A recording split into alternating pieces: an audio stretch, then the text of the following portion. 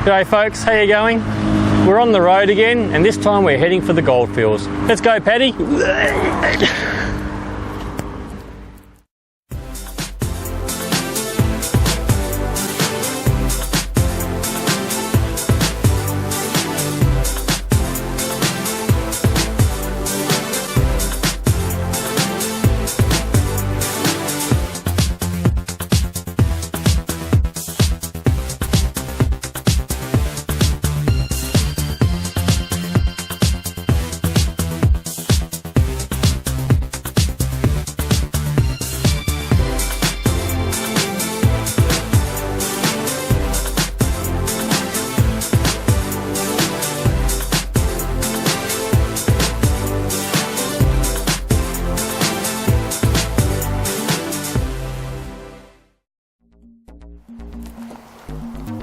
We're here in the Goldfields of Western Australia, but we're not having a look for gold. What we're going to do is have a look at some of the stories of gold in WA and some of the towns that came out of nowhere only to disappear just as quick. WA's first gold came in 1885 from the Halls Creek area, way up in the north of the state. Gold was discovered here in the eastern Goldfields area in 1888 near Southern Cross. In 1864, before gold was even discovered out here, a very young Charles Cook Hunt, he was an explorer and a surveyor. He came out here and laid a line of 26 soaks, tanks and wells based on Aboriginal water sources.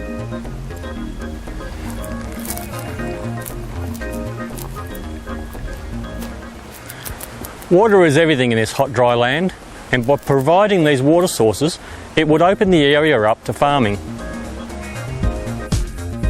This expedition has to have the biggest collection of the most unluckiest blokes to have ever come this way.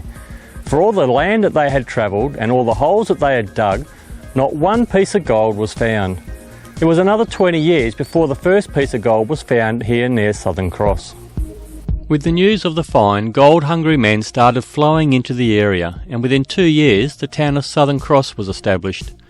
With the help of Hutt's track, this became the main route for those heading to the Goldfields. Just imagine coming out here, you have to walk and carry everything you got. You don't know where you're going, maybe you might have a mud map of the track and hopefully where you might find some water. That's a lot of this, just to find some gold, and yet they came out here in their hundreds.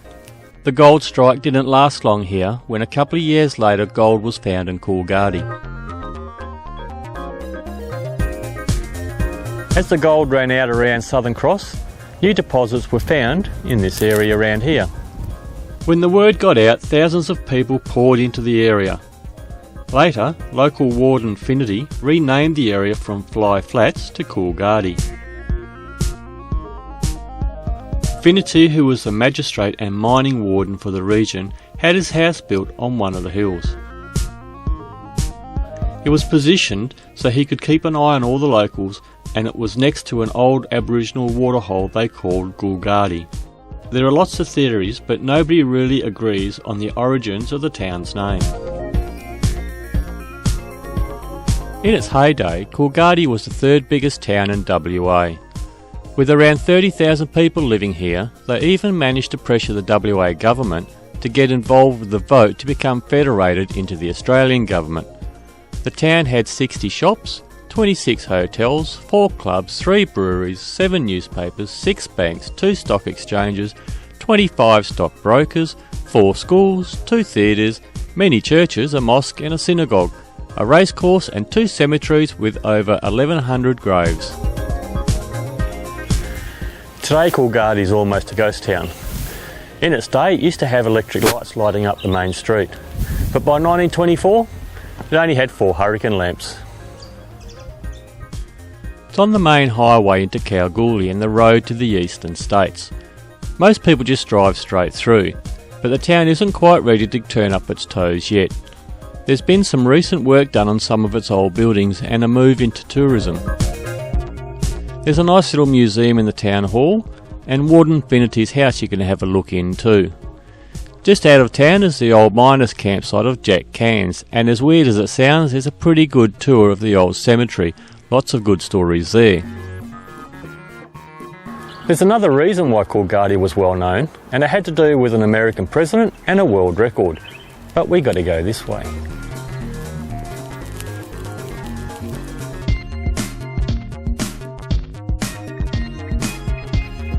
And one of those stories belongs to an Italian miner, Modesto Verricetti, or Charlie as he was known. He worked in a mine about 10 kilometres north of Coolgardie. In March 1907, the area was hit by a big storm, and the local streams broke through and into the underground workings of the mine. All but one of the 160 underground workers reached the surface. Charlie was on the 10th level when the water came flooding in. Although everyone thought he was dead, he managed to find an air pocket. To the amazement of others, they could hear him tapping out to say he was still alive.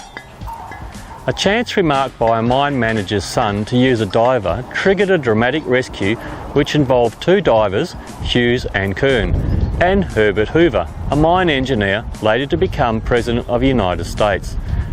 The nearest air hose long enough to reach Charlie was in Fremantle, 560 kilometres away.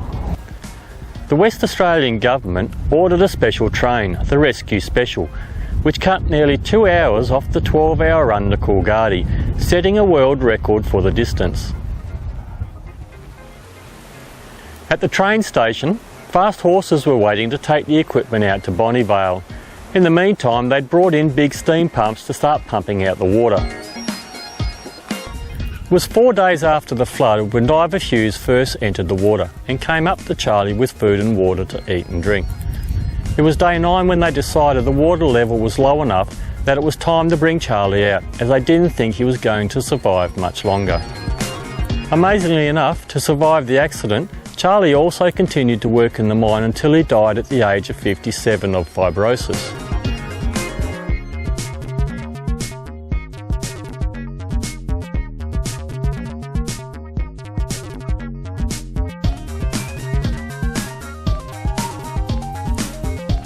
As for the Golden Kalgoorlie, that's where our wheelbarrow mate Paddy comes into it. Things weren't going too well in Coolgardie, so Paddy and two of his mates headed to a reported find in the east. There's a couple of stories about how this went, but let's just say that somewhere around the base of Mount Charlotte, after camping for the night, gold was found and Paddy rode back to Coolgardie to stake the claim. Before long, hundreds of mining claims were being worked in the area around Mount Charlotte. At the height of it all, 100,000 people lived here in everything from tents to tin sheds. First were the men, and then later came the wives and families. Once the surface gold started running out, then the tunnelling started. Over the years the tunnels got deeper and the mining companies got fewer. Big companies bought out little companies. Jump forward 80 or so years to the early 1980s when a Perth businessman came up with a bold plan to buy up all the last handful of leases in the area. His idea was to dig the whole area up and leave nothing to be missed, and that started the super pit.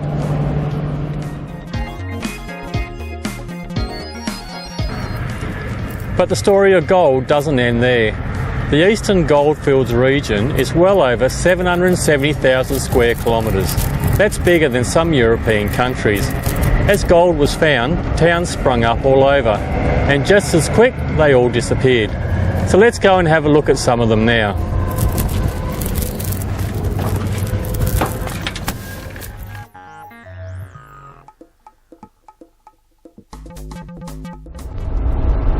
There are hundreds of old towns dotted through this whole bush area, and they're pretty easy to get to. You just got to be a little bit careful, because there's lots of old mine shafts in the area that haven't been mapped, so nobody really knows where they are. If you fall into one of them, then you can disappear forever. Firstly, if you don't see a mining claim, doesn't mean that there's not a claim on that land, so be careful where you're going. They won't take kindly to people scratching around in their patch of dirt. Pay attention to where you're walking and the area that you're walking around in. It's easy to explore the old towns and quite exciting to have a look through our old history. Anyway, our first stop's just coming up.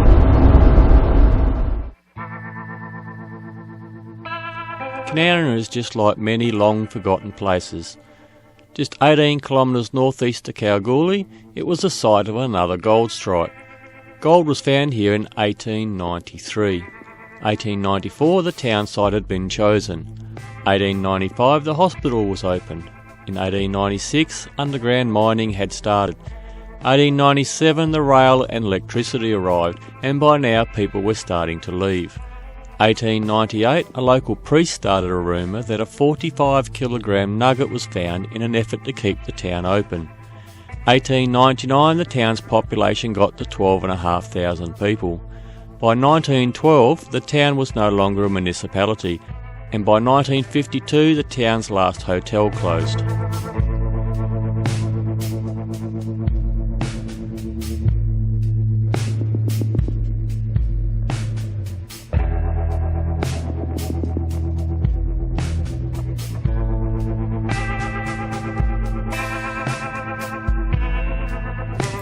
This would probably have been one of the main streets of town. At its peak there were 16 hotels, 2 breweries and an hourly train service to Kalgoorlie. All that's left now is a few signs put up by the local Kalgoorlie Historical Society.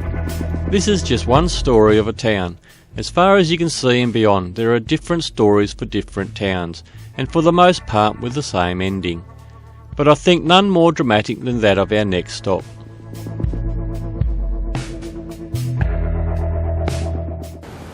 235 kilometres north of Kalgoorlie, near the town of Leonora, has got to be one of the best examples of a ghost town in the region. Gold was discovered here in Gwalia in 1897. It was the largest gold mine in Australia till it closed in 1963. The mine was in full operation before the decision was made to close down. 1,200 people lived here, and within 3 weeks 40 were left. Special trains were provided by the mining company to transport the residents back to Kalgoorlie.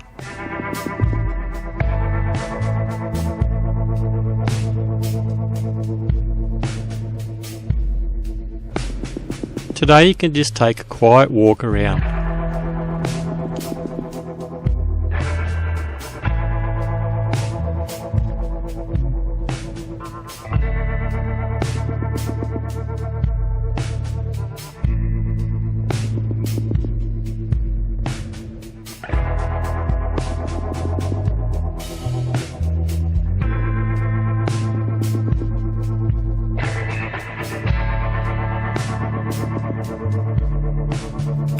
This has got to be one of the ultimate ghost towns. Everything is pretty much left the way it was when they moved out.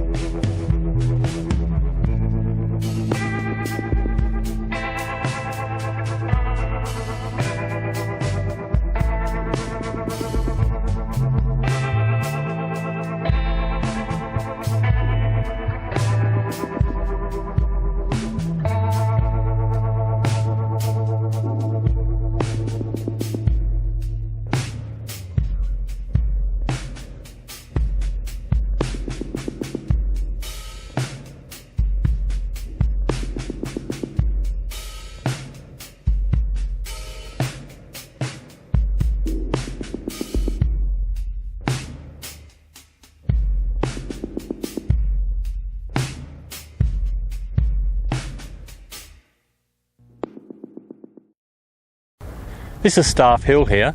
Herbert Hoover designed the mine manager's house before he went back to America to become the 31st president. You can come up here and have a look around, have a look through the town and get a good idea of what it was like to live on a mine site.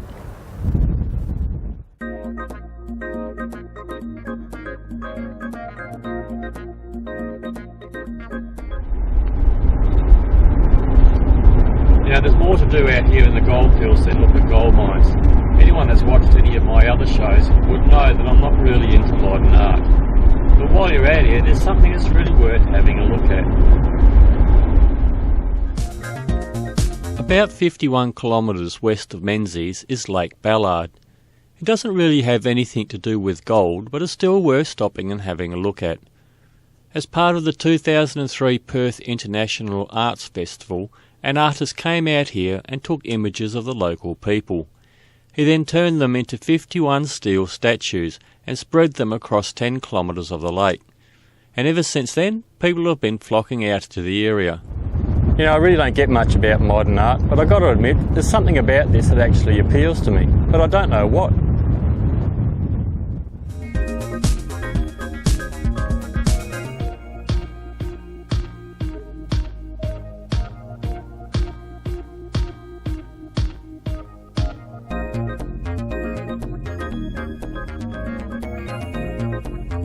It's also a great place to park your caravan or stick up a tent for a night or two.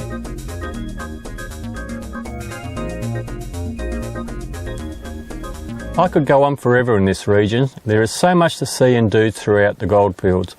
It's a piece of our history you can really see and touch. Why don't you plan a trip out this way and have a look for yourself? Till next time, happy travels.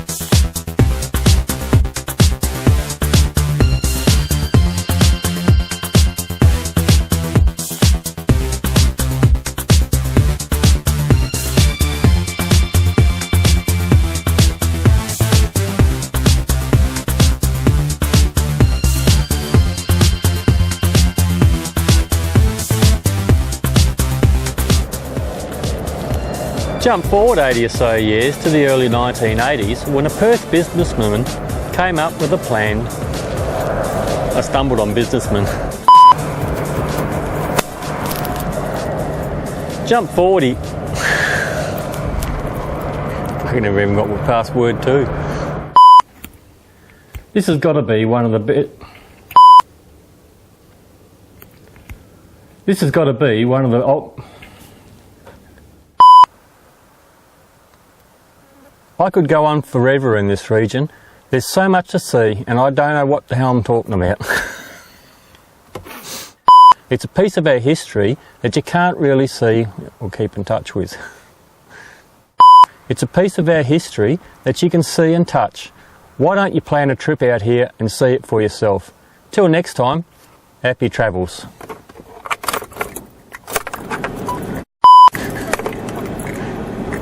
Let's start.